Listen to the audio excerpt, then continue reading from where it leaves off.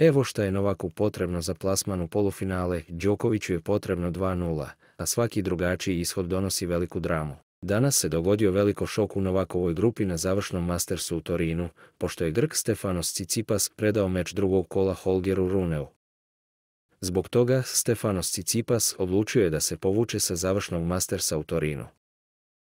Izvinjavam se svim navijačima i publici koja je danas došla da me podrži i isprati meč. Zaista sam potresen što nisam uspeo da završim meč. Bila bi šteta i ne ustupiti moje mjesto nekom drugom da bar pokuša da uradi nešto do kraja ovog turnira, kaže Tsitsipas, koga će u posljednjem meču grupne faze u četvrtak protiv Novaka Đokovića zameniti Hubert Hurkač. Novak Đoković je porazom od Janika Sinnera zakomplikovao situaciju u svojoj grupi na završnom Mastersu u sezoni.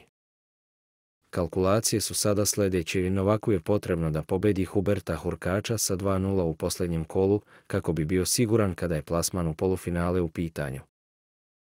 U slučaju da Đoković izgubi set, dakle pobedi 2:1, bit će mu potrebno da Janik Sinner bude bolji od Holgera Runea. Ako Rune pobedi Sinnera, Novaka dalje vodi samo pobjeda od 2:0 protiv Huberta Hurkača. Svaki drugi ishod znači eliminaciju srpskog asa sa Mastersa u Torinu.